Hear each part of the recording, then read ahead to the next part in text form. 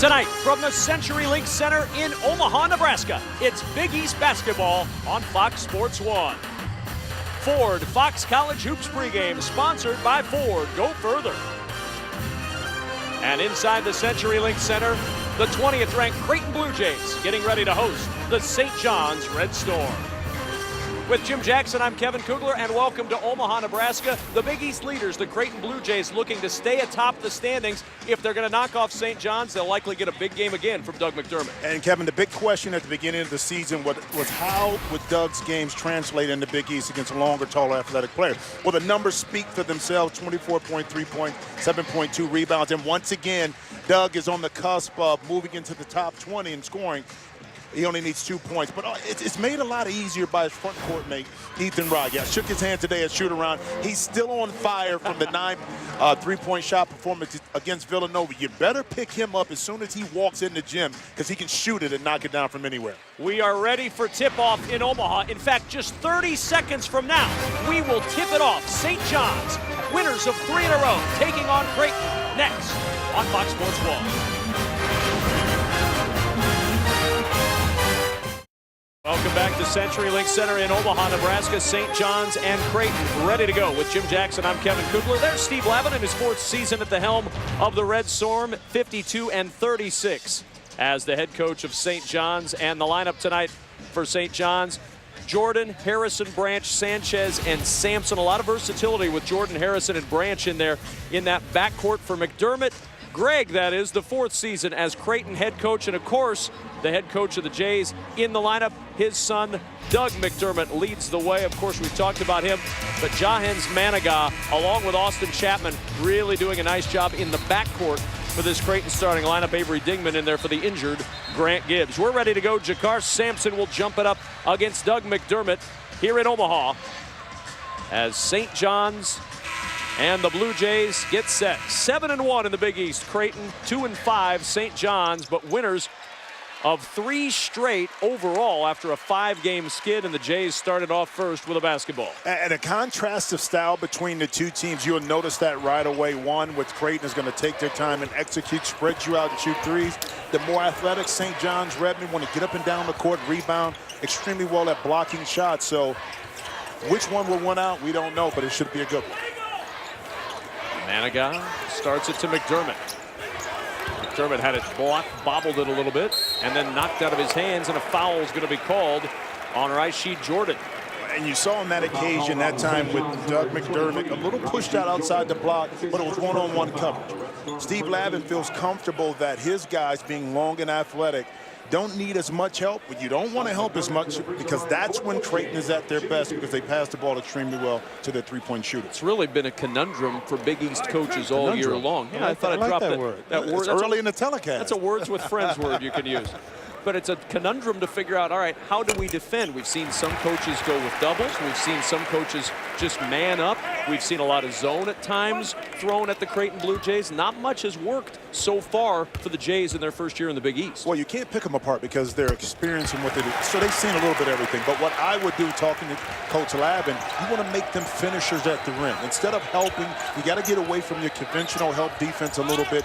Have them finish at the rim. Take away those rhythm and open three-point shots. Those 2 free throws moving Doug McDermott into 20th all-time in NCAA history. Kevin, I like how he gets his work done early. Just gets it out the way. Long 3, the first shot for St. John's, and the long rebound to Dingman. And your offense has to be your best defense if you're St. John's. I know that shot was open for Harrison, but at the same time, you want to work just like you see Creighton. They're going to make you work defensively. You want to do the same thing to them. Dingman picks up the foul, his first foul on the Jays. And there's the updated numbers.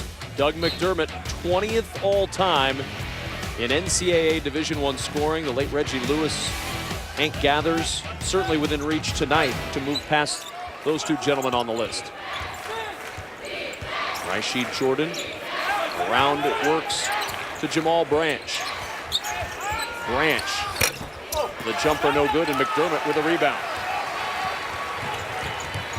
Jahens Manigat, the Big East leader in assist to turnover ratio, but a turnover for the Blue Jays starts it the other way. Now Branch on the run. Branch going coast to coast.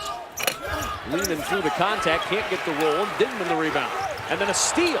Branch up ahead, and the finish by Rashid Jordan. And that time, Dingman didn't see behind Manigat the defense, so the outlet pass he took for granted.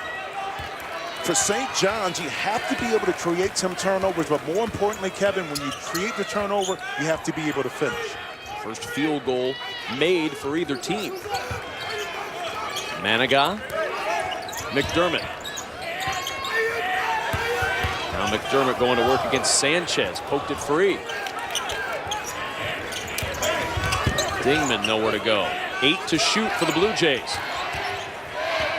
Manigat around the McDermott screen, driving it up and got the roll. And that's the discipline on defense I'm talking about right there. It should have been a switch. But because the miscommunication was there, now you allow Manigat to get down the gut of the defense and score. You can't give easy baskets to this Creighton team because they score too well off their offensive sets. Misconception that it's just McDermott and Raggi that score. Manigat's been a big scorer for them in conference play this year. 19 against Villanova, had 16 in the win over Marquette. And the rebound to Dingman off the miss. That's good for him because now the defense, as you see a pass up court, is not focused in on him. And we talked about St. John's. Here's the thing. You can't, in particular in the half court, the back man has to be able to communicate on the switch. And this time they don't do it. Communicate, doesn't slide over. Okay, now you give up a layup. Okay, now that could have been prevented by proper communication, something they'll have to make an adjustment on. Dingman's got to get it in a hurry, and the pass deflected and taken away.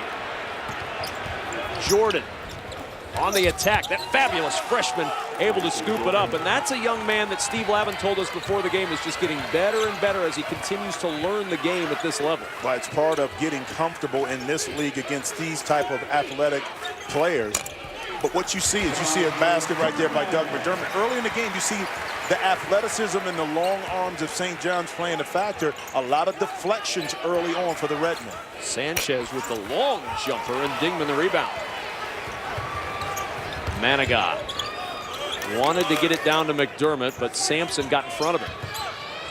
McDermott left alone for three. That is a mistake by St. John's. Once again, the switch defense. If McDermott is setting the screen and you're Sampson, you have to call that screen out and that switch early. That time, both men went to the ball handler, and how do you leave Doug McDermott wide open?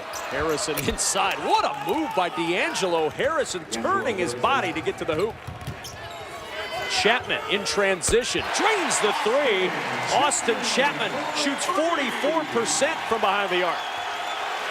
And as you see, Creighton loves to get the ball up the court, either on a made basket or a miss, to see if they can have an opportunity. If they don't, they take it out. But that time, Chapman was able to walk right into a nice three-point shot. Jays are 4 for 5 from the floor and 2 for 2 from three. A fast start offensively for Creighton. Jordan going past Dingman, lost the ball. Driving it inside, Sampson can't connect. Big scrum for that one, and the tie-up will keep it with St. John's. 15-11 remaining in the first half, and a timeout on the floor. And the Jays, who've made a very nice living behind the arc, finding some range again, first with Doug McDermott, and then in transition, Austin Chapman, 6-point lead. Welcome back to Fox College Hoops presentation of Big East basketball, brought to you by New York Life Insurance Company. Alongside Jim Jackson, I'm Kevin Kugler. We're in Omaha, Nebraska, where the Big East leading Creighton Blue Jays have a 12-6 lead over St. John's. 3 early Creighton turnovers have been offset by some red-hot Creighton shooting so far. Well, Creighton will take advantage of your mistakes defensively. If you don't talk on the pick and roll, they'll pop out and shoot, and they'll continue to run it and force you to play that. Now, once you make your adjustment defensively, this Creighton team is really good at also making adjustments to how the defense is going to play them. So let's keep our eye coming out of the timeout defensively for St. John's, if they can talk through that miscommunication they had early, but also with Creighton, some of the early movement they had to create some more open shots. You see the numbers early for Doug McDermott with those 7 points. Good start for McDermott and for this Creighton offense. Devin Brooks on the floor for the Blue Jays right now, replacing Avery Dingman, who gets a breather.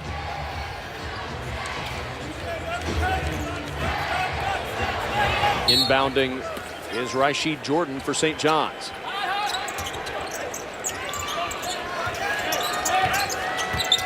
Harrison has to back it out now.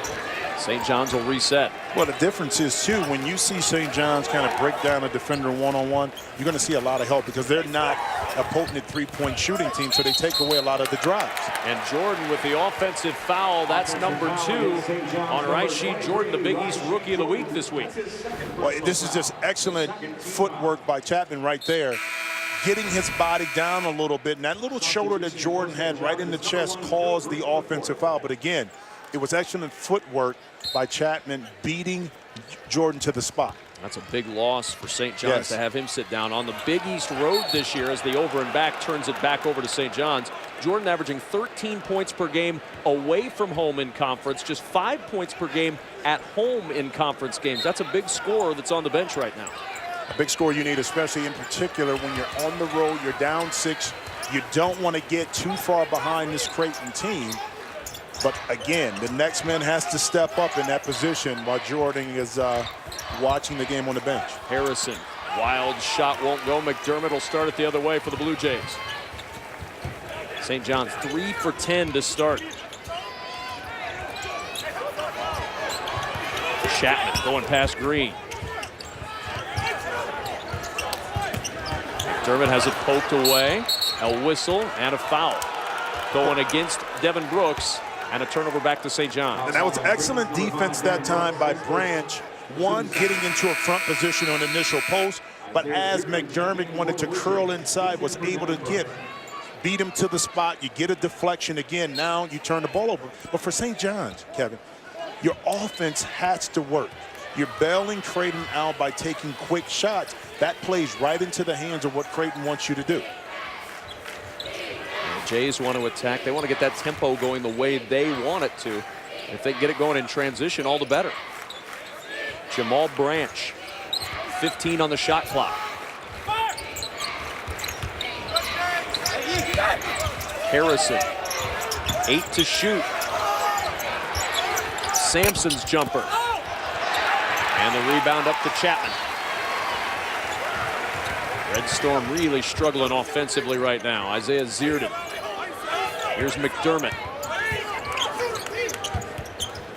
Working against Jakar Sampson. The fadeaway over Sampson, and there's the roll again. That was a shot that Steve Lavin was very concerned about. He called it the Larry Bird fadeaway. Well, you square up your defender. That gives you an opportunity to see if a double team is coming. If not, he's still in a comfort zone without putting the ball on the deck to shoot that nice little 8-foot jump shot with ease.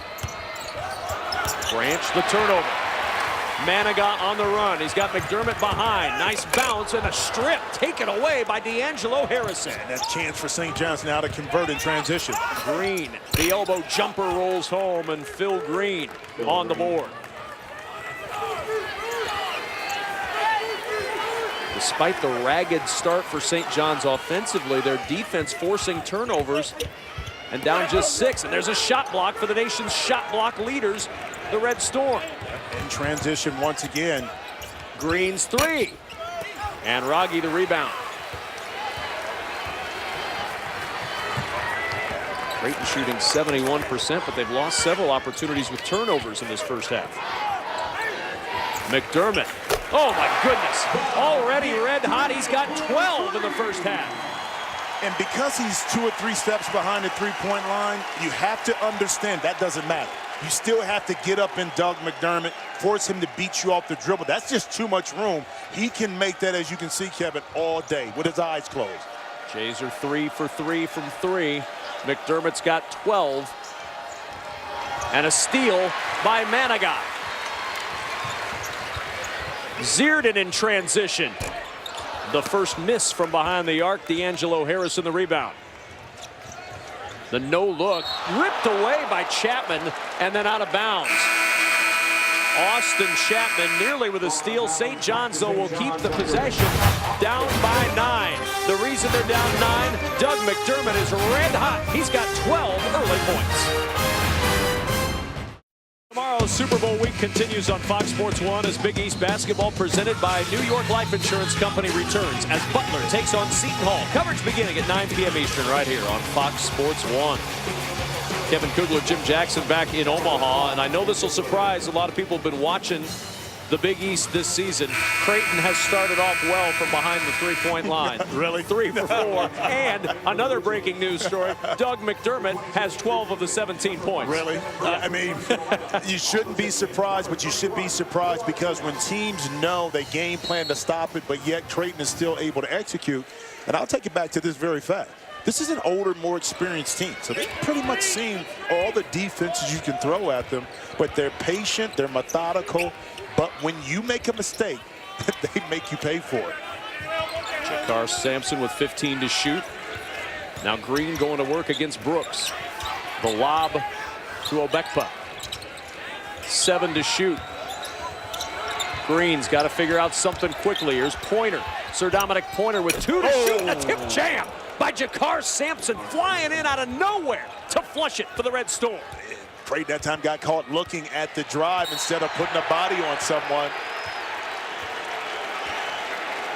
And the foul going against Sir Dominic Pointer. Well, sometimes you can get caught watching. And this time, McDermott, Dingman, no one paid attention to Sampson. And sometimes you get posterized just by being at the wrong place at the wrong time. And that's what happened with McDermott. Crowd responding to the foul call on Sir Dominic Pointer.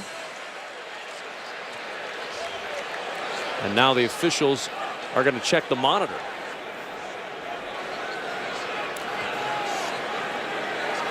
The foul came right at just shy of midcourt.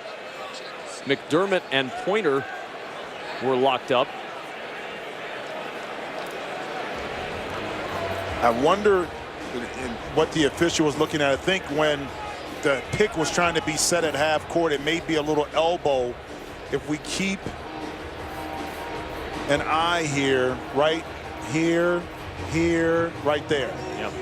And again, whether it's intentional or it's not, but it's above the neck, referees have to go to the monitor to see how the foul will be assessed.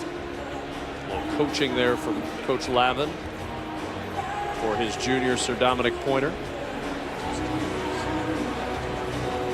Officials have gone to the monitor. There's a little headset issue over there, so now they're getting set.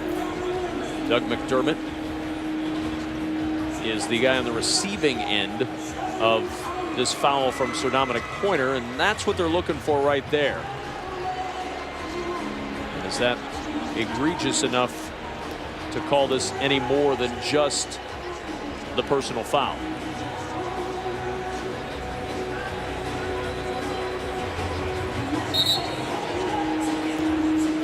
Nothing else will be assessed. It is Creighton ball. The foul on Sir Dominic Pointer, his first. And team foul number 3 on the Red Storm. Zierden on the drive, can't get the roll. There's Dingman with the offensive rebound. Now McDermott. Evan Brooks, Harlem native, grew up wanting to play against these teams in the Big East, getting his chance with Creighton's move into the conference. McDermott backing up for 3, and the rebound tipped out to Brooks. Dingman with another tip. Brooks on the drive to the basket, and he'll go to the line. And what you saw right there is why Brooks is here at Creighton. They needed to get a player that had the ability to break an opponent down off the dribble. And when you do that, now the defenses collapse. If you don't come, he has the strength and size enough to get bumped and still try to finish through contact. So as he grows as a player, he adds another dimension along with the shooting of this Creighton team as a guy that can just really break the defense down. His mom was at shoot-around earlier today.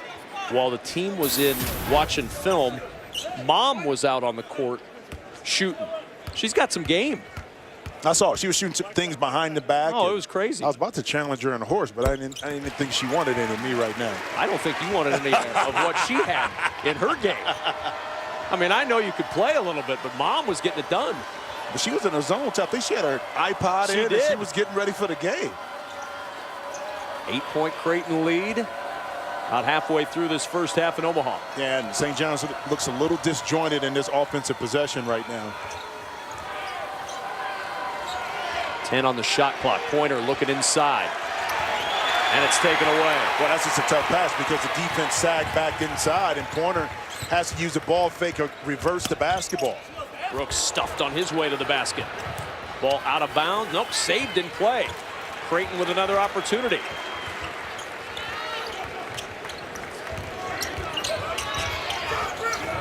.15 to shoot. And the ball out. Was it off of McDermott? It was not. Tipped out by Obekpa. Obekpa, good job of sliding his feet on the perimeter. Keep in mind, Doug McDermott is not going to blow by you. If he can get his shoulder by you, he's effective. But the foot speed aspect, you have to know that it favors St. John's. So you want to force Doug McDermott further out on the court. That forces him to put the ball on the deck a few more times than he really is accustomed to doing. God's gift Achua in, the 6'8 senior for St. John's. Chapman along with Manigat and Raggi back on the floor. So the starting 5 out there right now for the Jays. 5 to shoot. McDermott going to work with a left hand off the window. Can you see an example right there? There was a guy right there on the elbow, but you didn't want to help in off of Chapman because of the three-point shooting. That time Doug was able to get to the basket. But if you look at the defensive set and talking to Coach Lavin, he said, you know what? Sometimes we may give up these plays, okay? But we don't want to give up the three-point shot. Just that little jab right there. Normally you would step in and maybe take a charge and make Doug pick it up. But because they're an excellent three-point shooting team, you choose to get back to your guy. And the quick jumper for 2 for St. John's. McDermott sits down. He's got 14 tonight. He's the first player in school history to go over 500 points in 4 seasons. The numbers and the records just keep Doug McDermott all over him. And now the entry pass into the post, a little too tall. Dingman with his 3rd turnover of the first half. When you think about his career path and how much he has grown over the years, okay? He was second fiddle to Harrison Barnes in high school. But he learned, I think, from Harrison what all it took to be at that high level. And sometimes for a player like Doug McDermott, 4 years is what you need to figure it out. And evidently, with his father coaching him, he's done an excellent job of getting better each and every year. We were chatting with him earlier today. He's having fun, isn't he? That's what it's all about for him. Alley-oop try, and the layup is good for Obekpa. Not a big scorer, Chris Obekpa, but able to elevate. Well, able to elevate, also protect the paint. St. John's down just 6. Feels like Creighton's had the opportunity to really stretch this lead, but St. John's coming up with a couple of defensive stops and forcing some turnovers. Chapman. 15 to shoot. That's excellent defense. Everybody stayed at home that time. They wanted to force Chapman to make a basket over a taller, longer defender. McDermott on the bench right now. Dingman calling for it. Dingman on the drive. The tip try up and in by Will Artino, who had a big night Saturday in the Jays win over Georgetown. He had 14. Yeah, Artino at the right place at the right time. I thought Dingman was going to let it go from 3, but he chose to turn it down. D'Angelo Harrison. Achua. Back to Harrison. He'll fade away from the elbow. And Manigat with the rebound. St. John's is doing most of its scoring off Creighton turnovers. 8 of their 14 points off the 7 Jays turnovers in this first half. Raggi's been quiet so far. Chapman. Looking down low for Artino, and he walked with it. Good defense by the Red Storm, forcing the 8th Creighton turnover and a timeout on the floor. McDermott coming back in for the Jays, who lead it by 8 when we return to Omaha.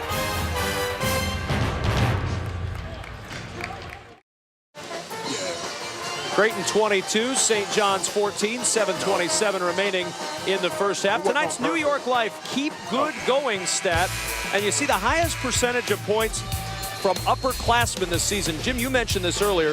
Creighton, with all the experience that you see, well, they're 91.3% of their points have come from upperclassmen. third most among major conferences in college basketball this year. And that's if you look at the breakdown of freshmen, sophomore, juniors, and seniors, where Creighton, quite honestly, you're not going to get the one-and-done guy. But what it gives you is an opportunity to grow and mature players who may be right on the cusp of being pretty good, but need the extra tutelage. And that's why they've been able to be so competitive in the Missouri Valley Conference, but also that transferred over to the Big East where it wasn't as much of a shock to them because you had leadership. Bekpa starting the offense to Branch. St. John's down by 8 off the screen. Hooper's 3, a little bit strong. The rebound inside, can't hit from point blank range. Rebound tipped out, and St. John's able to pluck it with Branch. Get reset. Get the kind of shot that you want. You got a chance with an offensive rebound now to reset your offense.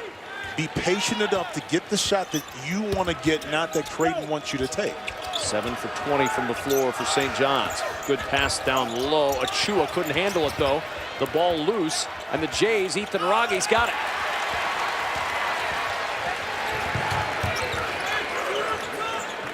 So now Creighton will set up in the half court. St. John's has done, for the most part, a pretty good job of getting back defensively, avoiding that break for the Jays. And one thing Coach Lavin talked about was typically you get back and you protect the paint first. You see Doug McDermott going to work on the block. That time able to catch deeper, now get into his move off of 2 dribbles, and now take the shot.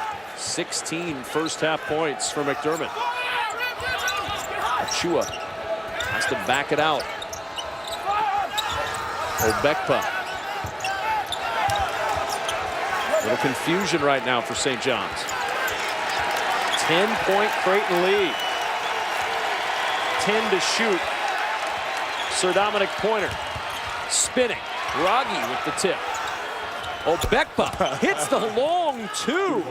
He's not attempted a 3 this year. Bekpa just inside the line. He said, I may not do it often, but I can do it sometimes. And that time, it was a big basket that time for St. John's because they were sputtering offensively.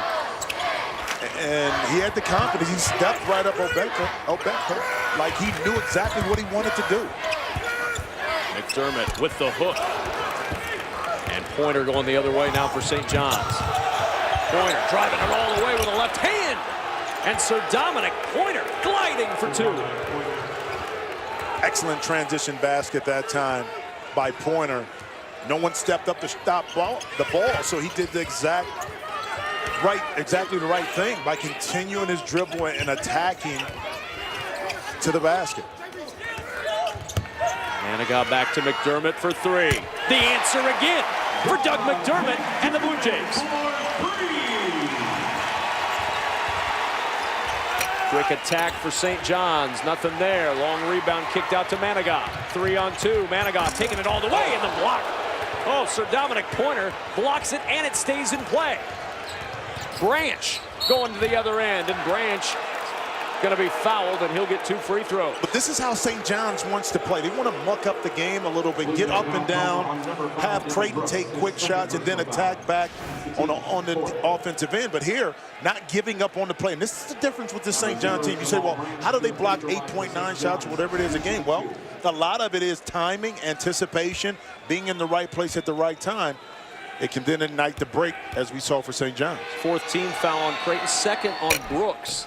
As the free throw no good for Branch, a very good free throw shooter at 77%. So Brooks will sit down, Raggi will sit down, Zierden and Artino return. Back on the floor, Rashid Jordan. You'll recall Jordan got himself into foul trouble very early.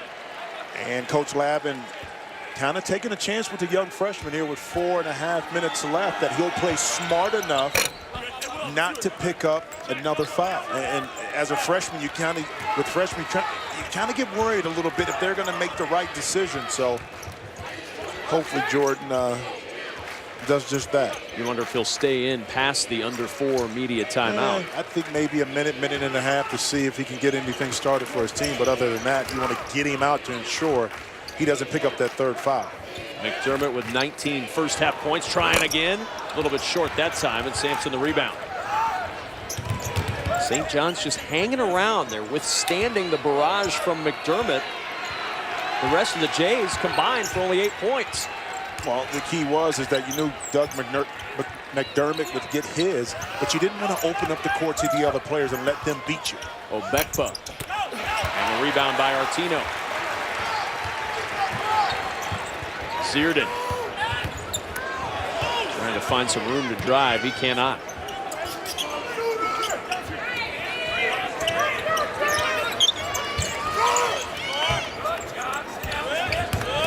McDermott. Chapman, 13 to shoot. Nice pump fake by Chapman. And the shot a little short. Good hands by Sanchez to keep it away from McDermott. Now Sanchez on the run, driving it all the way off the glass. Big time play by Orlando Sanchez. A little bit off balance, but you saw the soft touch that Sanchez has. Off balance, floating the opposite direction, able to use the glass.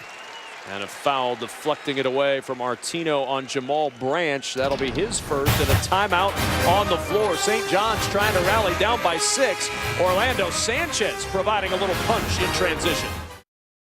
Rob Stone here in our college hoop studio. Coming up at the half, Austin Crozier will join us. We'll see if Wichita State can remain unbeaten. Plus, Michigan State and Iowa provided us with some bonus ball. Now back to Kevin and Jim in Omaha. Rob, thanks very much. A 6-point lead for the Creighton Bluejays. Doug McDermott with 19 of the 27 points for the Jays, who are 4 for 7 from 3. But one thing that's not on that game summary, Jim, Ethan Wragge not only is scoreless, he has not attempted a shot in the first half, and that's by design from head coach Steve Lavin of St. John's. Talking to him before the game, he said it's almost like a boxing one. We want to face guard. We want to ensure that Wragge doesn't get started early. Again, making other people beat you for Creighton is the key. As you know, McDermott and Wragge are going to be involved, but an excellent job thus far of not allowing Wragge to get started. He's on the bench right now. Manigat going to work with 3 minutes to go in this first half from Omaha, Nebraska in the CenturyLink Center, where the Big East leaders have a 6-point lead over St. John's. Chapman working around to Zierden. McDermott, 12 on the shot clock. The lob down low and a turnover for the Blue Jays. That is the 9th Creighton turnover of the first half. And there's Ethan Wragge with the heating pad on that left knee. Well, it was interesting. Remember today we were at shoot around and Coach Greg McDermott asked Wragge, how is that knee brace doing and if you need to switch? So evidently something must have taken place during the week that may have aggravated that left knee where he's not feeling as comfortable as he could be. Something to keep an eye on as we go through this night. Jordan, the freshman, and a foul is called underneath. Want the best Super Bowl coverage? Go to the guys that are bringing you the game. Fox Super Bowl Daily is live from Times Square at noon and 6 Eastern, all Super Bowl week long, only on Fox Sports 1. There's Ethan Wragge back on the floor. The foul a moment ago on Orlando Sanchez, his first, 6th on St. John's in this first half. 4 have been whistled on the Jays. Playing defense without fouling is the key, in particular with this Creighton team, because if you put them to the free throw line, as you know, they can get up there and knock it down with a high proficiency at about a 75%. So you want to be able to play without fouling.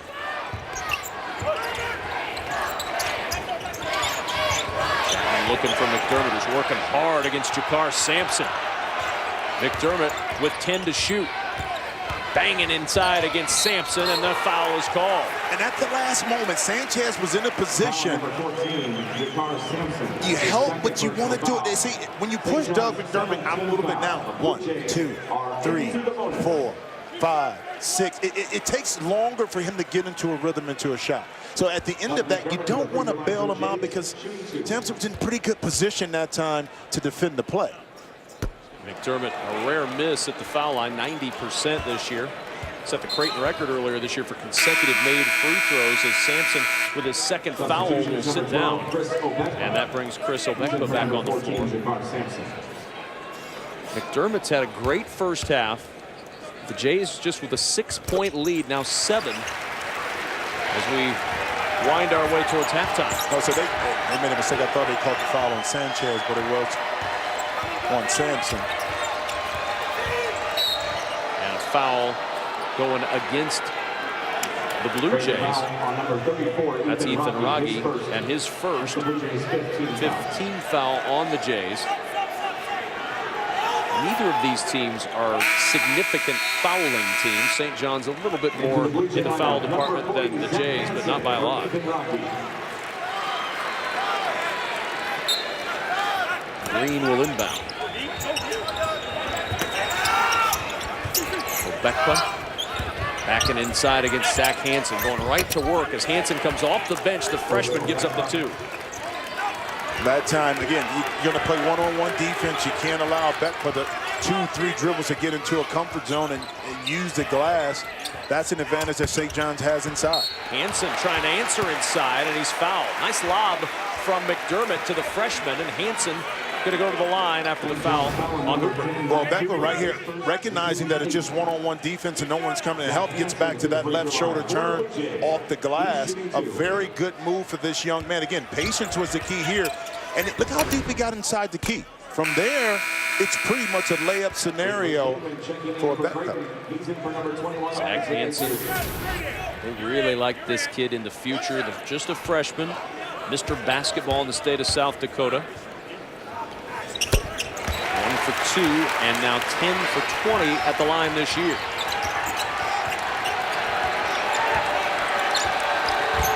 Coming up on a minute to play in this first half.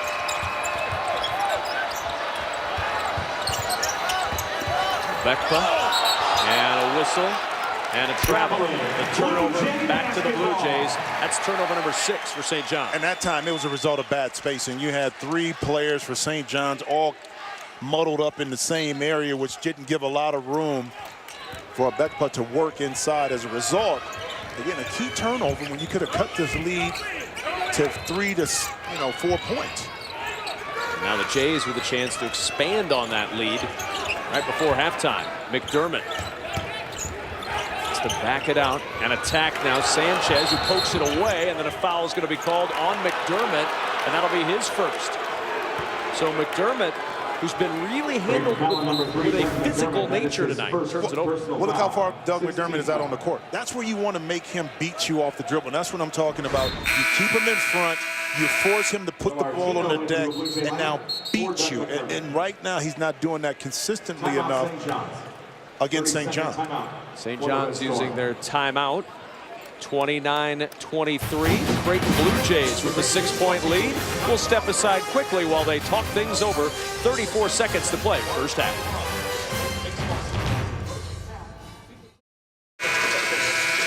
(29-23). The Creighton Blue Jays by 6. 34.5 seconds to play in this first half. Creighton shooting 48% from the floor, 4 for 7 from 3. St. John's up to 41% from the floor, but 0 for 3 from behind the arc. Creighton has turned it over 10 times, and St. John's has scored 8 points off those 10 turnovers.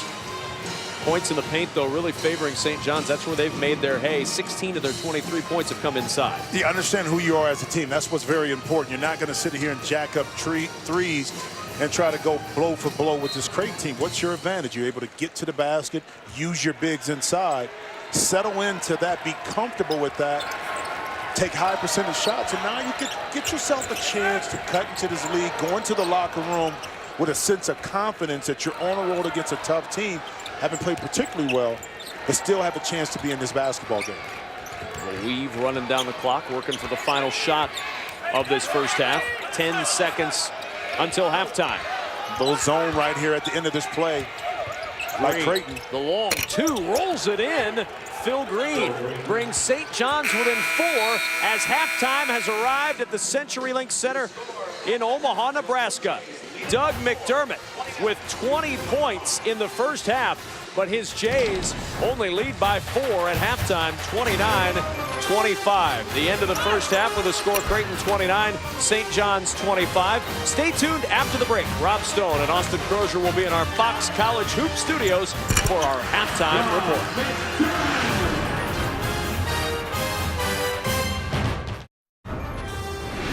The number 2 scorer in the land, Doug McDermott, about to improve his average. He checked in at 24.3 per game. He has 20 already. His Jays on the verge of going back atop the Big East leaderboard. St. John's, their 3-game winning streak in jeopardy. Rob Stone, Austin Crozier back here with you. What's been the Red Storm defensive approach to dealing with McDermott tonight? Well, they've gone to guarding him much more one-on-one. Steve Lavin putting probably his best perimeter defender in Jakar Sampson on him. He's a long athlete. He's done a good job riding him over screens, but they're not looking to help at any point. And, you know, obviously, McDermott, one of the best offensive players in the entire country, doing a great job putting it on the floor. He's lost Jakar Sampson a couple of times going over screens, and he's gotten open for looks for threes.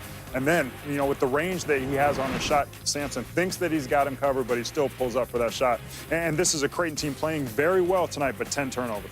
Next bucket, he'll move up to 18th on the all-time Division I men's scoring basketball leader list, passing the late, great Hank Gathers. Just 3 unbeatens left, only one of them in action tonight, number 4, Wichita State.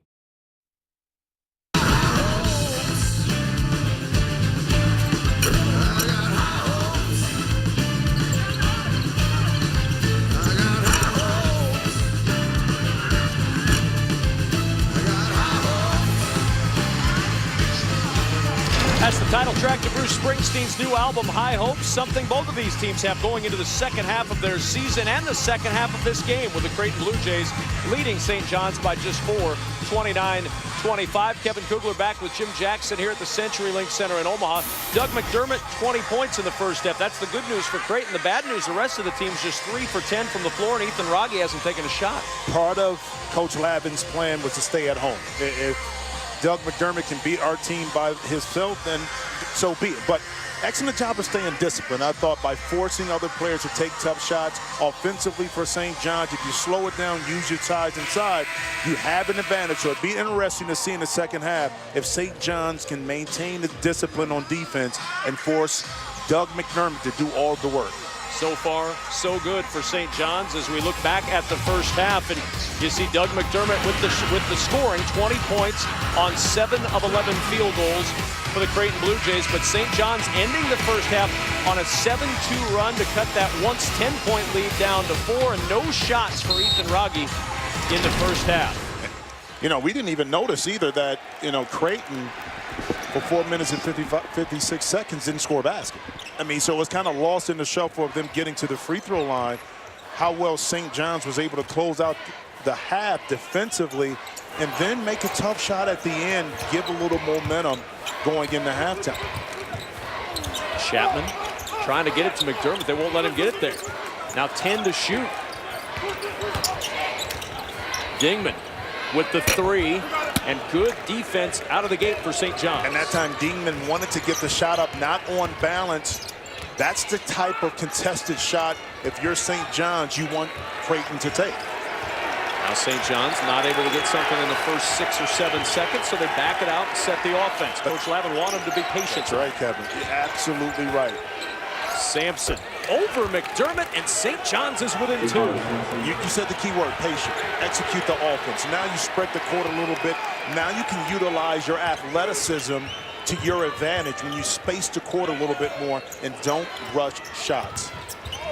Chapman almost lost that one. McDermott got clear and got the 2. That was an excellent seal that time by McDermott on the baseline. Chapman able to wrap the pass around the baseline inside to an open McDermott. 22 for McDermott. First field goal in over 5 minutes of game action dating back to the first half. Rashid Jordan, he was hit with foul trouble early, wasn't able to get much done in that first half for St. John's. 10 to shoot. Sanchez has to back it out. 6 to shoot for Harrison. Harrison in some trouble. 3 to shoot. Branch has to force up the shot, and the rebound to Manigat. Excellent half-court defense, but again, a steal. And Sampson fouled on his way to the basket. And some quick hands tonight that we've seen from St. John's. The defense ripping it from Rogge. Well, this is excellent defense right here. Creighton didn't allow St. John's to break him down off the dribble, but again, the long hands and athleticism of St. John's able to get a steal again on the defensive end, negating Creighton from getting out on the break. The turnover by Manigault with the steal. The foul on Raggi, his second. And Jordan will inbound. Well, this is a team in Creighton doesn't turn the ball over, okay?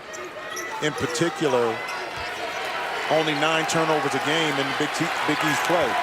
And they have 11 right now. Sampson guarded, and the rebound in the corner out of bounds to Creighton. Jays holding on to that 4-point lead. The lead they had at halftime. Dingman will inbound to Chapman. By pressing up a little bit, now you force Chapman to turn his back a little bit to work his way up, trying to break the rhythm of Creighton's offense a little bit. Raggi, first shot. That one off. Dingman, though, the offensive rebound. Almost a turnover. McDermott will shoot the deep three, and he hits right in front of the bench. McDermott raining it down. Part of experience, Kevin, is that you don't rush. That time, he walked right into that shot, picked it up off the floor. Easy release, easy shot. That's experience right there. And this sold-out house getting into it for the moment. Sanchez against Raggi, left it short. Dingman the rebound.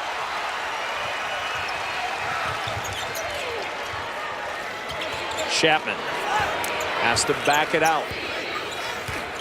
Now on the drive, Chapman didn't get the roll. Sanchez starts it the other way for the Red Storm.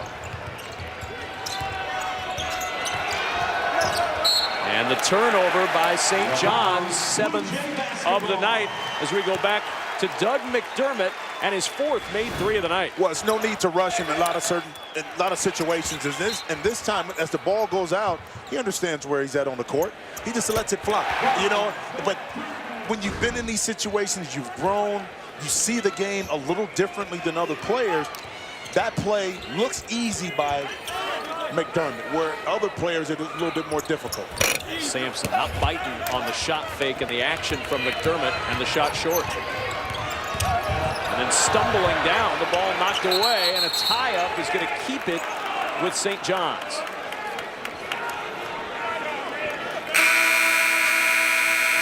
Into the game comes Phil Green. Branch will get the chance to sit down. Phil Green gave a little lift in that first half with 4 first-half points.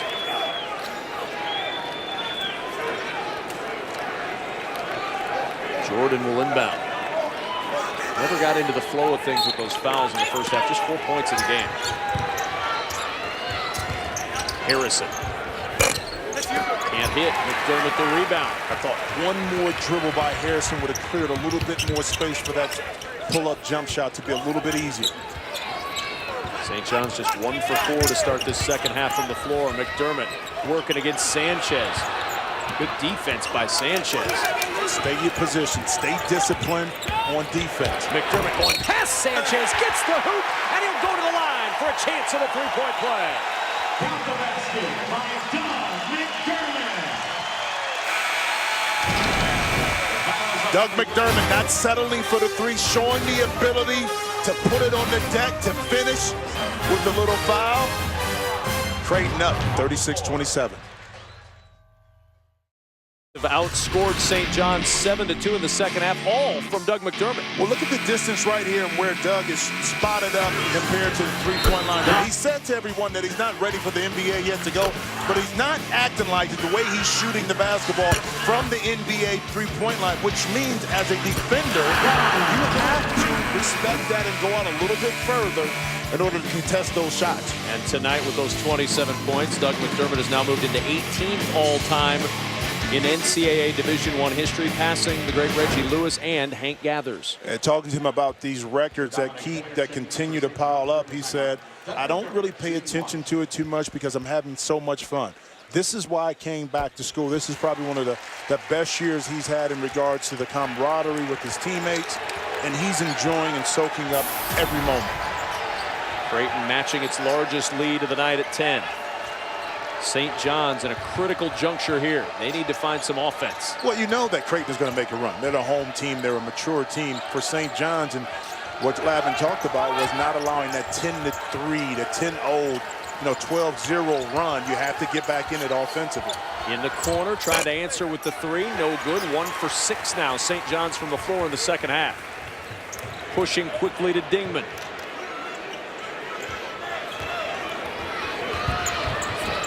Chapman with Pointer lurking.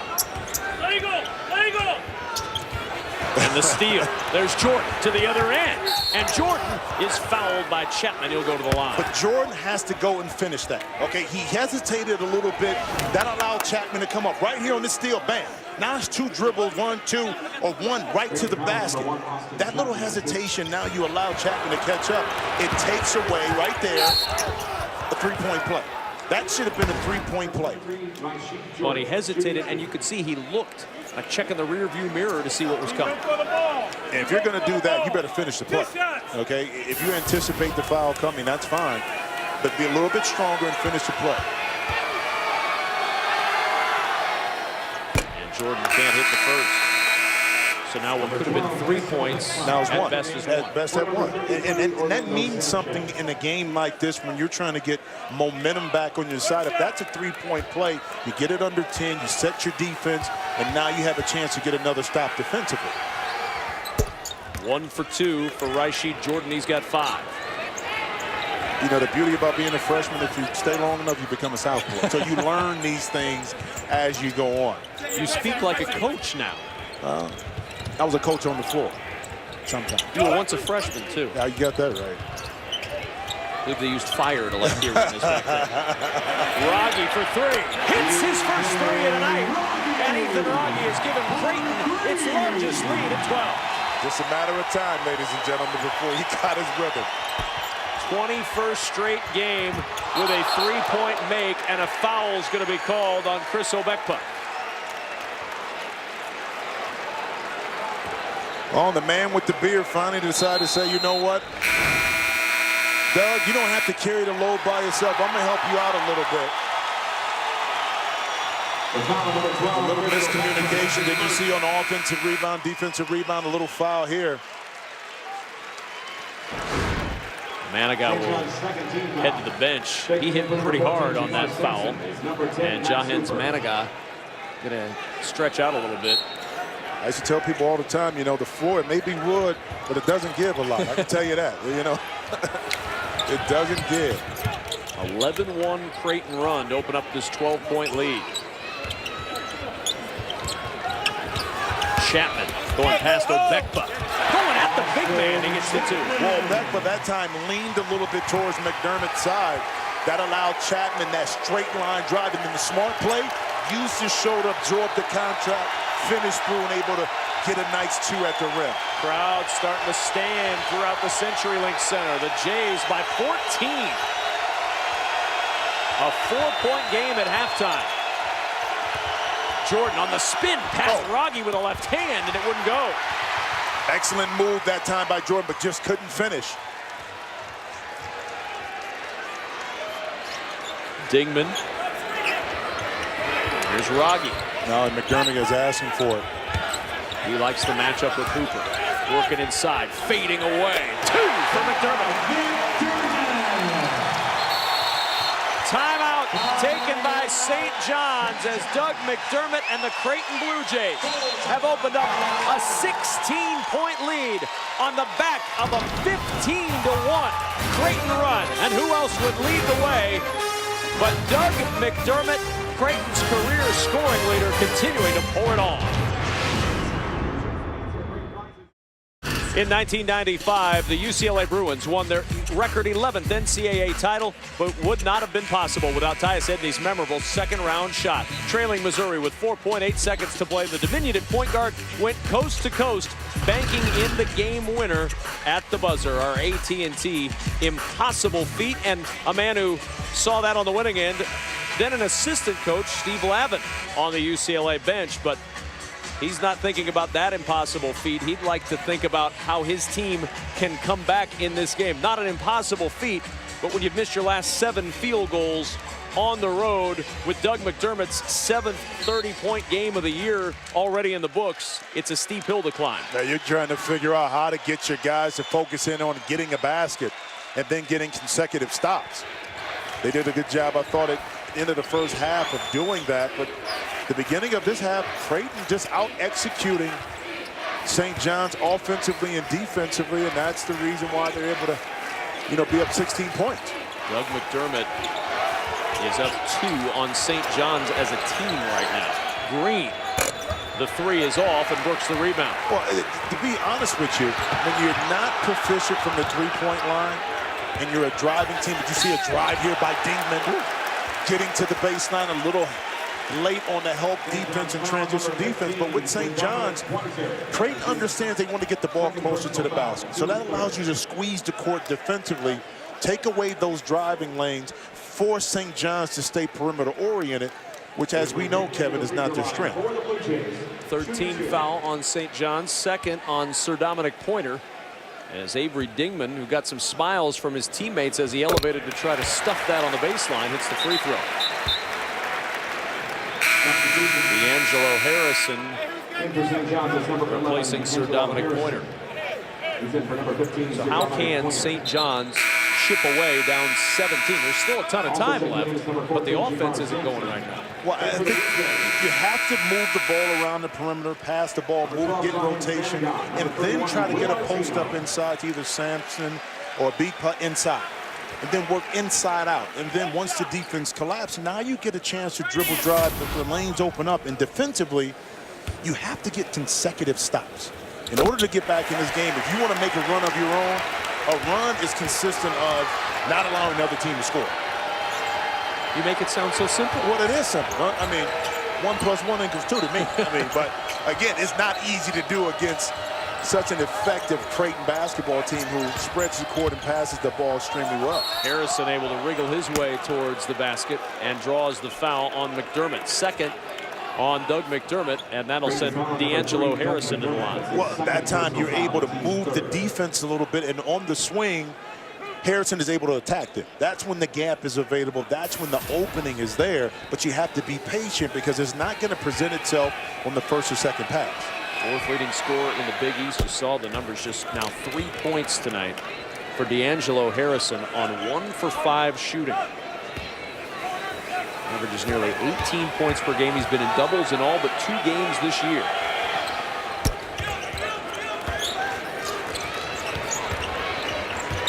Brooks making a little pressure as he brings it up from Green.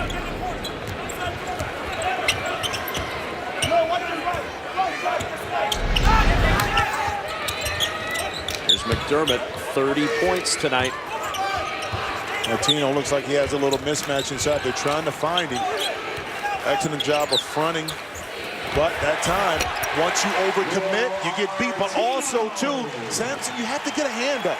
The pass was easily made inside without any resistance by Doug McDermott, so you don't help out your teammate who's outmatched inside. 2nd assist for McDermott. And the bucket by Artino, he has 4. Jordan attacking Artino. Got into some trouble. Battling inside, the ball loose. And bodies all over the place. The tie-up is going to give it to the Creighton Bluejays. 11:32 remaining in the 2nd half. Will Artino found himself matched up against the 6'2" Phil Green. He liked that matchup. Finished it off. 18-point Creighton lead.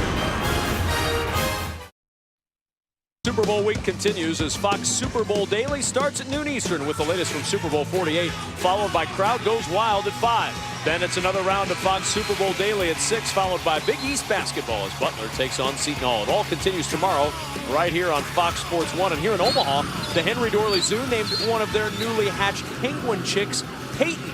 A thank you to Peyton Manning for his frequent use of the word Omaha in his pre-snap cadence. In fact, I saw this earlier today, Jim Jackson, that the Omaha Chamber of Commerce is estimating that the use of Omaha, as you may have heard over and over from Peyton Manning, has generated about $600 million in publicity for the city of Omaha, Nebraska. You know what that means?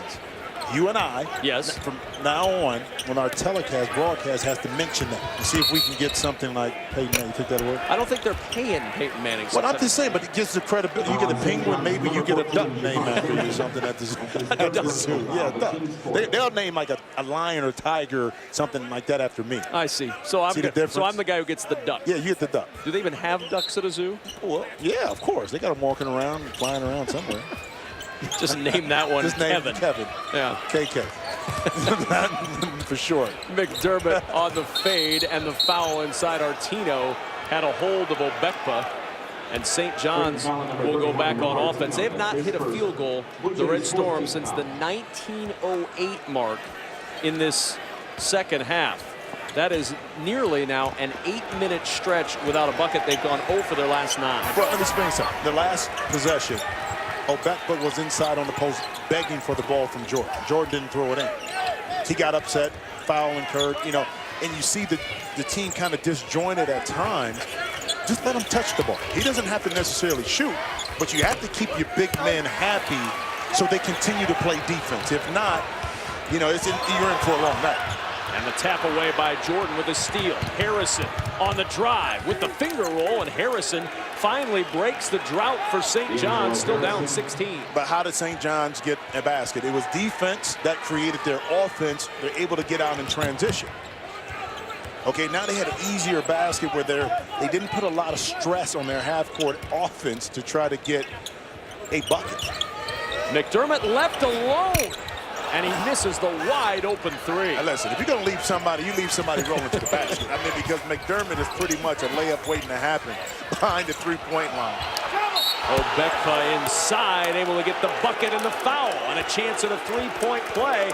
Obekpa was patient in there, almost too patient, but he got the bucket, and he'll go to the line. Well, you use what you have, and that's your God-given ability to rebound the basketball, to be physical, and then you make a play. And that time, again, Obekpa not forcing the situation there, a little bump, clear a little space, jump hook inside. Let's see if this kind of gets the defense fired up for St. John. 8 points tonight for Obekpa, who is not a guy that is considered a prolific scorer. In fact, those 8 points tie his career high, and it is a season high in scoring for Obekpa. But let me give you the mentality. Even though he's not a scorer, if he's open on the post, you want to give it to him. You want to allow him to touch it. That will keep him mentally engaged in the game offensively, but more importantly on the defensive end. Now a career high 9 points for Chris Obekpa. Chapman with 15 to shoot. Back out to McDermott. McDermott partially blocked by Obekpa, the top shot blocker in the Big East this year. And that time it was excellent closeout by Obekpa that time, and then finishing with the little block. And Sampson left that one short. McDermott hit the deck, and he's down. Harrison to the other end. Harrison's layup is good, and McDermott slow to get up, and the crowd not happy that their superstar is wincing in pain. Well, you can be upset, but this is contact that happens sometime in the course of play. As you see right here, as McDermott gives it up, he turns his back. I mean, it's nothing there in regards to an intentional foul. He turns his body, and Harris is trying to get through, so nothing intentional there. That just, through the course of play. 7-0 run for St. John's. They're back within 11. Sampson almost able to poke it free from Chapman. I'll tell you what, the St. John's players have quick hands. I mean, a lot of deflections in the backcourt, creating steals. 9 steals tonight, Jim. Right. McDermott.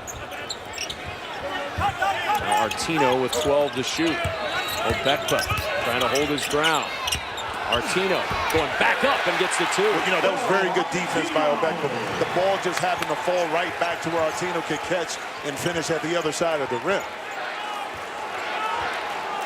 13-point lead for the Blue Jays. Branch, the pull-up. Banks it in. He called it. He called it. You heard it? I heard him call it. He said bank. And he hit it.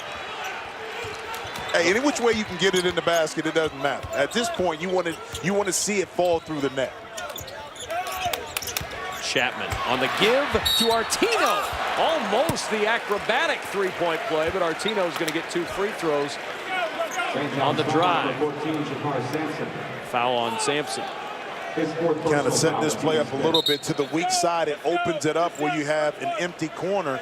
Now the rotation is not there. That's why the other side of the defense, your remaining guys, really have to pay attention to what's going on. That time, the late rotation, you give up an opportunity for Artino to get to the free throw line.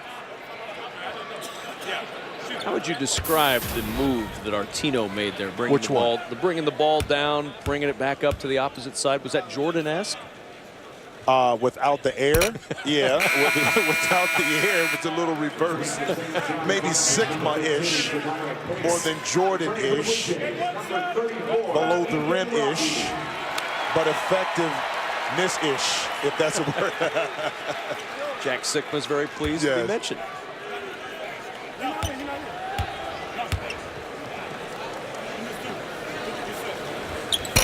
Artino can't connect. And St. John's with a chance to chip it down to a single-digit lead now. Well, you get it under 10. You're 8 minutes into this game. You prove that you can play defense and you can do this when you have patience. Rashid Jordan with the hoop and the foul on Isaiah Zierden. And St. John's at the timeout, down 9 with a free throw in Omaha when we return. Welcome back to Fox College Hoops presentation of Big East basketball, brought to you by New York Life Insurance Company. Slowly but surely, St. John's chipping away at what was a 18-point lead for the Creighton Bluejays. Now cut in half, a 9-point advantage, and St. John's started the half 1 for 11. Jim Jackson, they are 5 of 7 since on an 11-2 run. 11-2. The 2 is the key number. That means stopping Creighton from scoring. And again, you have to be comfortable with who you are as a team. And if St. John's really wants to continue to get better, embrace the fact that defensively you can change the course of the game. Use that as motivation to get better as a team, but use it as a skill and as a weapon. As you see with this 11-2 run, they can change the pace of play in the game just on the defensive end of the court.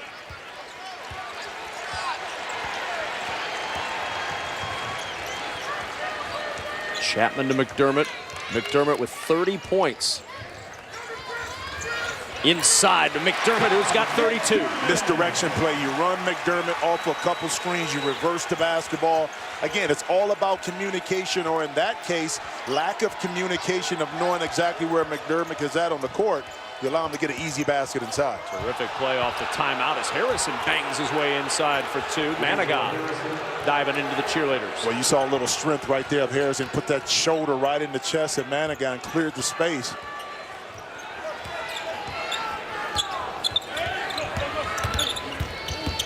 Chapman has to back it out. Jamal Branch, good defense. McDermott, he'll shoot it from there if you let him. Let's say you better get out there. 10 to shoot. Chapman against Obekpa. 4 on the shot clock. Chapman with the fadeaway and the rebound to Branch.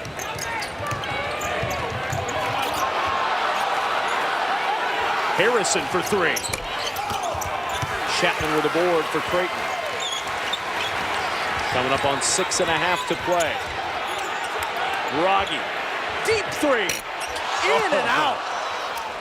The crowd thought that was all the way in there, but you see in transition, you gotta match up quickly against this Creighton team. And a foul is called as Rashid Jordan driving down the baseline. Dingman with the foul. Number 22, Avery Dingman. It's his 3rd 1-and-1 time. 17 foul against the Jays. 17 foul. You can attack off the dribble, get to the free throw line, score with the clock stopped,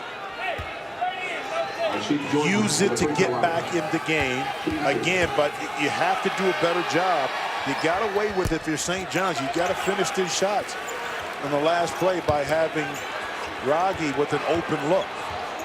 Jordan now 1 for 4 at the free throw line. Missed opportunities for Jordan.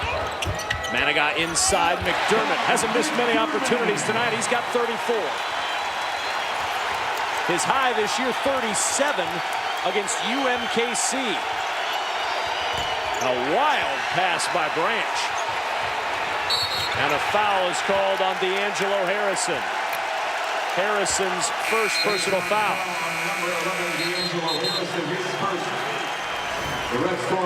Just take a look at Doug, right? How he works without the basketball. That's the key of how you get open and how you get shots. As he gets inside the backside screen, he's patient enough to get to his spots, but he wasn't helped out again. Defensively, you have to put pressure on the passer in order for it not to be a direct pass. That time, poor backline defense, but also poor defense on the ball as far as lack of pressure. And in this run for St. John's, we've seen pretty good defense on the ball for the Red Storm. No, yeah, you can't play defense with your hands down to the side. You know, you're able to get picked apart on the pass all the time. McDermott, tough shot. And for tonight, that one didn't go. One of the rare misses.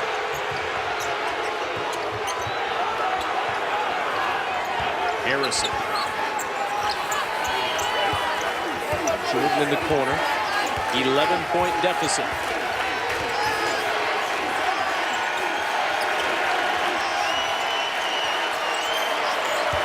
Jordan trying to back Dingman down. Well, not enough space because they don't honor the three-point shooting. They've got to hurry. 5 to shoot. Harrison a step back and hits the 3 with 3 on the shot clock. First made 3 of the night for St. John's.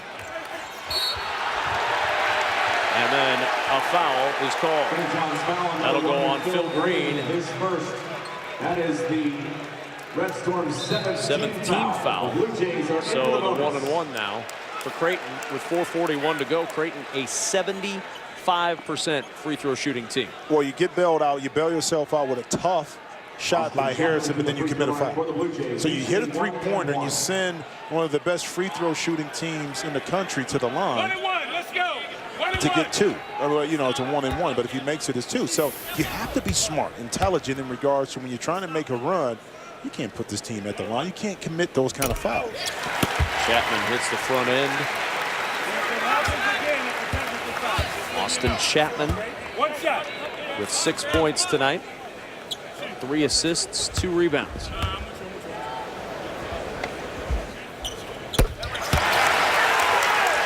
Creighton back up to a double-digit lead with 4:38 to play in Omaha. The crowd standing up again. Harrison, and a foul is going to be called against the Jays. Jahens Manigat. Creighton foul number 12, Jahens Manigat. That's his first, the team's 8. Manigat wants to beat Harrison to the spot, but see his hands right there? See, and it's a tough call, but at the same time, once you get that hand and you reach out, grab around the waist a little bit, it's impeding the progress.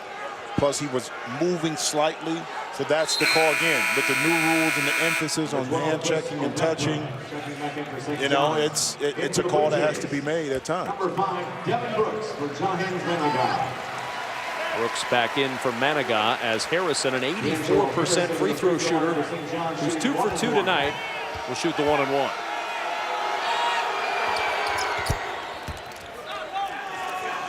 St. John's just hanging around. One of the things Steve Lavin told us earlier today was he liked the way his team has responded to adverse situations of late. He saw teams make a run at his team the last few games, but his team handled it well. Well, he was talking about, in particular, the Butler game on the road as well, learning how to win. Now, a lot of players and people talk about, yeah, I want to win. I want to win. But you really know how to win, in particular in late game situation, and it comes down to decision making, okay, and doing the little things, and that's something he said his team was beginning to learn. Brooks with 18 to shoot. Now McDermott. 34 for McDermott. Harrison with 15 to pace St. John's, and another turnover. Sampson running, bucket, and a foul. Jakar Sampson working his way to the hoop. The steal by Jordan, his third, and it starts the break. The pesky St. John's Redmond, their defense, their hands are active. That's why coaches always talk about keep your hands active, deflect ball. Now you're able to get out an excellent outlet pass and then the advance pass up to Sampson before the defense can get set. You knock this down, Kevin. You got to make your free throws, but you're down 6 points. 4 minutes left in the game. Your defense at times has held steady. You have to bend, but don't break if you're St. John. If you're Creighton, well, when you have a guy like McDermott, you know you want to get the ball in his hands. 15 Creighton turnovers, most of those on steals. 10 St. John steals tonight. McDermott, another deep three. This time the rebound off the miss to Green. And they set that misdirection play up to get Doug a shot at a chance to get a good look behind the three-point line. And Sampson walked with it. Boy, an unforced error there for St. John's in a critical spot. 3:27 to go. Blue Jays with a 6-point lead. Well, hello there. I'm Dan. That's Jay. He just told me he's really gargly, so this should be a good show. Fox Sports Live coming up right after the game. Yeah, we'll have the best from college basketball, including number 7 Michigan State against number 15 Iowa. And we'll also go to our Super Bowl crew in Times Square. It's going to be fun. Hey, Kevin, Jim, enjoy drinks after the game at the Bluejay on Davenport Street. It's where I go in Omaha. That is an excellent spot, gentlemen, and we look forward to you buying after the game. Well, if they don't have cigars, I'm not going. So I don't know about that place. I had no idea you were so particular. Let's take a look I'm real particular. Take a look at the state of the Big East. Strength in numbers, the 4th best conference RPI. Of course, Creighton very strong here in Middle America, but Providence a team that's How about worth a it? look. Well, a team that, was near the bottom of the conference in regards to projections early, playing extremely well behind Bryce County. But keep in mind, this is a restructured Big East with new teams trying to figure their way out. Creighton, an outstanding job of coming into the league and being very competitive, so to speak, being at the top with Villanova, playing extremely well. Butler, Xavier playing well. Butler's still trying to figure it out, so pretty good for a team that kind of restructured during the offseason. Creighton trying to hang on to this one. They had an 18-point lead, but the turnover and the easy 2 for Rashid Jordan, the 16th Creighton turnover. It's a season high, and St. John's is within 4. Yeah, and always a tough place to get the ball inbounds on that corner, in particular when you can't move. Again, the long arms, the deflections, something that St. John's can let. There we go. And the block, but a goaltend, Chris Obekpa. But the turnover a moment ago, let's take a look at what went wrong. Well, look where you're at. You're deep in this corner here, and that time, Doug McDermott trying to jump over the defender and pass the ball in bounds. Again, the deflections, the long arms. Allowed you 2-point basket. The long arms of Obekpa, good and bad. Yeah. Got the goaltend on the other end after the steal. Smart play, a little 1-3-1 zone here. You have Chapman, the smaller defender, on the back line. Back out for the 3. Rebound by Sampson inside, and a foul is called. Creighton Sampson, big boy. Yeah, well, Creighton got exactly what they wanted out of that deep defensive possession, which was a long jump shot. But they forgot to complete the play, which was put a body inside and get and finish the play with the rebound. St. John's just 1 for 9 from 3. It's not a bad strategy. No. Force those guys to shoot that 3. But when you have Chapman on that back line, now that wasn't Chapman who didn't block out, but now you have to rotate somebody back in. You have to put bodies on bodies, in particular in the zone, because you're not playing a man, you're playing a space. And a lot of times a man is not there initially, so you have to sometimes have to go find somebody. Last year's Big East Rookie of the Year, Jakar Sampson. Connects on both. Free throw shooting, not necessarily his forte at 59.7%, but 2 big makes there. 2.5 to go. Quiet night for Raggi tonight. He's only got 3 points on 1 for 3 shooting. Yeah, but you know, if he's on the court, he's dangerous. And you see Dingman right here not getting set. Now, they work on this in practice, is coming to a full jump stop and then handing the ball up. Right here, he doesn't do that. So his momentum takes him right into St. John defender, so it causes an offensive foul. 4th foul on Dingman. 4-point lead for Creighton. Jordan on the attack. The dish and the dunk for Obekpa. and St. John's within 2. The beauty of that, Kevin, was the attack right away. Before the defense got set, you went one-on-one. You had to help weak side, dropped it off inside to Obekwa for a nice, easy jam. Creighton just trying to hang on after having an 18-point lead. St. John's in the midst of a 13-4 run to draw within 2.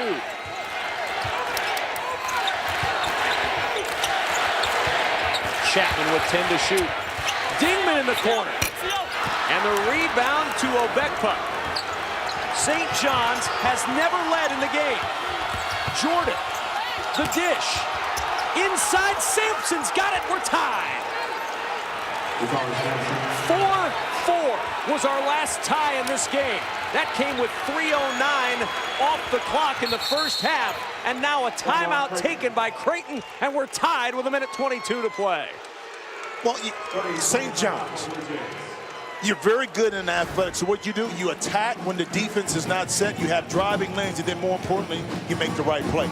Off of a defensive possession, you get a good stop. Now you drive the basketball, 2 consecutive, a little bobble. But sometimes when you're playing good, those bobbles fall in your direction, and they fall in your favor. And that's what we see from St. John's. And Kevin, I'm gonna be honest with you. You have to give this St. John's defense some credit. This is a Creighton team that's averaging 81 points a game, okay? 70 points a game in conference play, and right now with 1:22, they only have 58. You forced them into more turnovers than Creighton is accustomed to. So you say, if you're just tuning in, well, how is St. John's hanging in on this game? Okay, well, you talked about the 17 turnovers, the points off of those turnovers, getting consecutive stops, and then more importantly, Kevin, you've taken some of the swagger away. Braggy not really knocking down the shots. Dingman not knocking down the shots. You know, a really good game plan if you're St. John's. How about the fact that Creighton has not trailed in the second half at home this season? They still have not. It's a tie game, but you mentioned the points off turnovers. St. John's has outscored Creighton 21-4 off turnovers, and fast break points 18-0. St. John's wanted to get that transition going, and one of the things that Greg McDermott was concerned about was transition defense. Well, exactly, because he understood that this St. John's team wanted to get closer to the basket, and you do that in transition. Now, a lot of transition has been the fact that St. John's has been able to get some early steals in the backcourt, so your transition defense was not set, so they were able to score that way as well. 18-point Creighton lead is gone. 12:43 to play. The Jays were up 18. St. John's, since going 1 for 11 to start the second half, 11 for their last 16, and a lot of those right near the rim. Well, that's why coaches always say, just hang around, just hang around. Stay with it. You can get yourself back in the game. Manigat, McDermott. McDermott again, 10 on the shot clock. McDermott into the paint. The runner is good, and Creighton's up 2. Quick move. 2 dribbles right to his left hand for a nice little basket before the help could come. Rasheed Jordan attacking Dingman to the hoop. It's a charge. They're going to call Jordan for the charge. That'll be his 3rd personal foul. Offensive foul on number 23, Rasheed Jordan. Well, on the offensive end of the court, you know where the ball is going through. It's going through Doug McDermott right here, outside the post, observes, looks at the defense, 2 dribbles off the attack, no help. Nice little left hand, but here on defense, sliding into position here with Dingman. I don't know if he was there. Was it the shoulder that initiated the contact where the call was called? And I think that may be the case, more so than Dingman being in position to get the offensive foul. And a timeout taken by Creighton. Timeout, Bluejays. 52.3 seconds to go. The Jays up by 2. After the game, join Fox Sports Live for the best from Super Bowl Media Day. How Peyton Manning will beat Seattle's defense, and highlights from a full day of NBA, NHL, and college hoops. It's all a part of Super Bowl week coming up after our game right here on Fox Sports 1. Now, this is one reason that St. John's got back in the game with defense. Well, a lot of it, too, has been Creighton's inability to see behind the defense, but then St. John's being at the right place at the right time. using their quickness, their hand speed in order to knock the basketball away, and then conversely get out in transition and use that athleticism that you possess to finish. Coach Lavin ready to go to work. The turnovers per game, and you see Creighton, one of the best in the Big East. 10.1 turnovers per game this year, but 17 tonight. And most of those coming on those steals, 11 of them for St. John's. And now St. John's will defend again, and this has been an area in which Creighton has had some issues so far tonight. Long athletic, you're stuck in cement, so to speak. You can't move from your spot after the timeout, but they did. Creighton able to get the ball in bounds. Important possession. Chapman will back it out, just a 2-point lead. Play without fouling, but once again, you know, Creighton wants to get the ball in the hands of McDermott in order for him to make a play. On the switch, Chapman picked up by Sampson. Now picked up by Obekpa. Here's McDermott against Sampson. McDermott wild off the mark, and Obekpa with a rebound. Well, that time Doug had to move to the middle early. He turned it down and took himself out of the play. Tighter shot. Jordan, 11 seconds to go, and a foul is called on Austin Chapman. Creighton over the limit. This will be 2 free throws for Rashid Jordan. Not a bad play, though, for Creighton to get Jordan to the line. He's 1 for 4 tonight. Was not. And that time, see, it's the little hand inside where the foul is called, because Chapman was in pretty good position, but again, impeding the progress. Now, for a freshman, that shot well, this is where you have to really step up, concentrate, and knock down your free throws. Big first one for Jordan. And this is why coaches in practice, and I say this all the time, it's repetition, it's monotonous, it's boring, you hate it, but they go through game-type situations to put you in the mindset, with 11 seconds left, you need to make 2 free throws. For the tie. 11.1 seconds to go. Tie game. Well, you see why Coach Lavin is high on this young man. He may not have shot the ball from the free throw line extremely well early in the game, but those two didn't even touch the rim.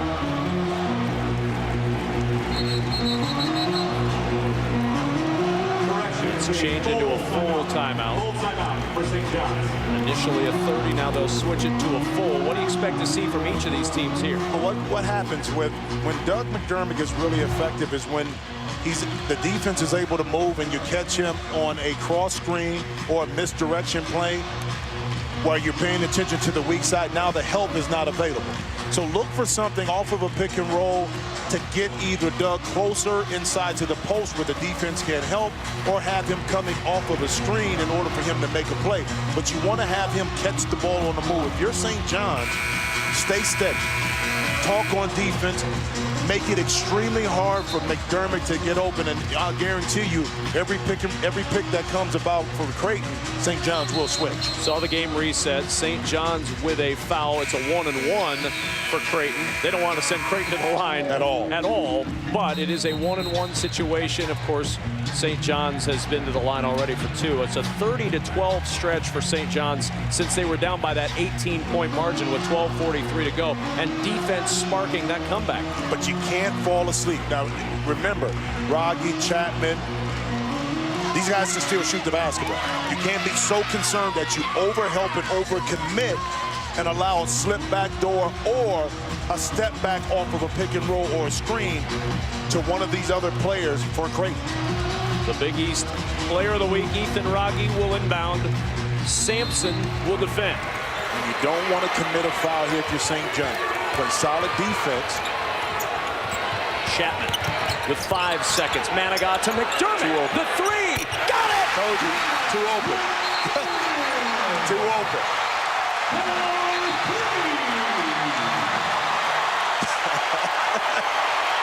It only takes a little room to get his shot off.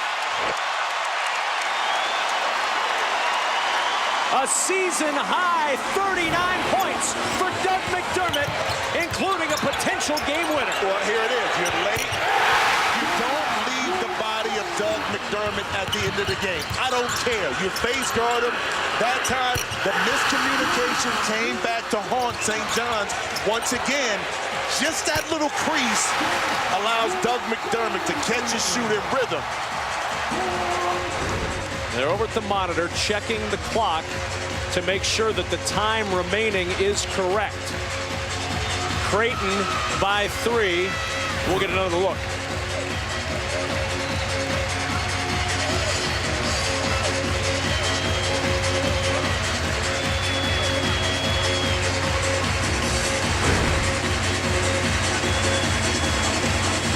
They've checked the clock, and now they've made it known that it's 2.8 to play. St. John's has to have a 3 to tie. Doug McDermott, 39 points tonight. 5 of 9 from 3. And McDermott continuing to impress not only the Big East, but the country. What a talent, what a start. But what patience. He understood the play was coming to him. He maintained his spacing. More importantly, Kevin, he read the defense that Okabai was there laid in the lane, so he just maintained his position.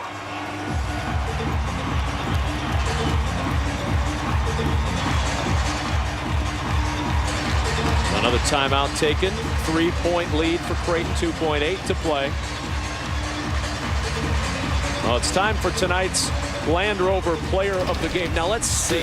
Oh wow, McDermott! I had no idea. Well, you know what? We had to give it to somebody. It might as well been the guy that had 39.5 and 9 from the three-point line and just hit possibly the game winner. So I guess it makes logical sense. And he's moved up the charts in the scoring, in NCAA scoring. So properly fit. Yeah, I would say so. The 26 attempts, by the way, is also a career high for Doug McDermott. 15 for 26. He's got 6 rebounds and 2 assists as well. Well, again, the game plan was you knew Greg was going to get his, make the other players beat him. I think St. John's, if they're not able to pull out this game, dug themselves a hole too early to get out of. A lot of times when you're behind and you're fighting to get back in, you just can't get over the hump. And a timeout taken by Greg McDermott and Creighton. St. John's, a team that on the year shoots just 34% from three-point land. Tonight, 1 for 9. You remember the one, D'Angelo Harrison at the top of the key in the midst of that run to get it back even. Hit that guarded 3 at the top, but that's all St. John's has been able to muster from three-point range. If you're Creighton, you don't want to go by that. You want to make sure you defend and make sure they don't get a clean look. Because as you know, in college basketball, late in games, you've seen a lot of strange things and shots go up where a team may not have been hot from the three-point line, but somehow figures out a way to knock one in to take it in overtime.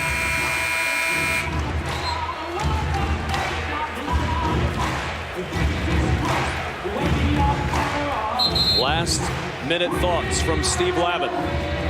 Trying to find a prayer to send this game to overtime. Don't you like the coaching strategies here? One calls a timeout. I want to see the set. The other calls a timeout. Let me look at the set, rearrange my defense. Jakar Sampson will inbound. Well, no one on the ball. So that means you're playing back, anticipating that you can get a little double team if the ball comes in or it's down the court. Green from half court for overtime. No good. Creighton hangs on 63-60. The 14th straight home win for the Blue Jays. 39 from Doug McDermott. And the game winner to give the Jays the three-point victory. 63-60 over the Red Storm of St. John's. Once again, our final score tonight from Omaha. Creighton 63, St. John's 60. We'll have a Doug McDermott interview in a moment, but Fox Sports Live starts now. Doug McDermott. Wow, he's fun to watch, isn't he? 39 points on the evening. We will get you back out there for an interview with him. Meanwhile, there you go, our set in Times Square. Full Super Bowl coverage all week long. It's a good one. We've got you covered here on Fox Sports Live. I'm Melissa Thompson. He is Donovan McNabb, Andy Roddick, and Matt Leinart. Where does Richard Sherman, you love that, where does Richard Sherman rank amongst the best trash talkers? Well, we discussed that. But first, College Hoops, Jay and Dan. Chris, I really appreciate it. You know what? Leinert's still shooting something. Doug McDermott. That's all you have to say when you mention Creighton, right? McDermott? They're hoping to keep their conference streak going. Can we go back to Matt? Yes. You're on TV. You're on TV then. Sorry, Matt. Thanks, guys. That was great. Let's go. Creighton St. John's, first ever conference meeting between these two schools. You saw it right here on Fox Sports 1. And why we've been mentioning McDermott? Oh, I don't know, averaging 24.3 points a game, second best in the nation for three, a face-up jumper from outside the arc. McDermott, another three-pointer. He had 20 of his team's 29 points in the first half, made 7 of Creighton's 10 field goals. Later in the half, St. John's down 9, so Dominic Pointer missing the shot. Jakar Sampson skies over McDermott for the putback throwdown. How about that? St. John's ended the half on a 7-2 run, down 4 at the break. Second half, though, more from Dougie McD. Three-point play. Under 2 minutes to play, St. John's down 2 on the attack. Sampson comes up with it, off glass and in. A 15-4 run by St. John's ties it at 58, tied at 60 now. And how does McDermott get this wide open for the game-winning three-pointer? 63-60 with 2 seconds to go. A season-high 39 points for Doug McDermott, as Creighton has now won 3 straight in the Big East, as we see on the big board, brought to you by our friends from Audi. Beautiful cars from Deutschland. McDermott, the star of the game, he's standing by with FS1's Jim Jackson. Thanks a lot, guys. Doug, this is another normal night, 39 points. You inch yourself up in the top 20 of scoring in NCAA. But the last play, you set it up out of the timeout. But were you surprised that you were that open? I kind of was. You know, we had a play drawn up, but I was open in transition. So they came right to me, and I got a great look. Great find by our point guard. What does the win say about your team? It wasn't your average game. Bragi wasn't involved. Chapman, you're not hitting a lot of three-pointers. A lot fell on your shoulders. But late in the game, you were able to make the plays to pull out this victory. Yeah, they did a great job. You got to give them a lot of credit. They took Bragi completely out of the game. They were really long and athletic, made it hard at times, but we gutted it out. We found a way to win, and that's what it's all about in conference play. All right, another clutch shot by Doug McDermott. Just mark it up in the books. The record books just keep piling on. Thanks a lot. Back to you guys.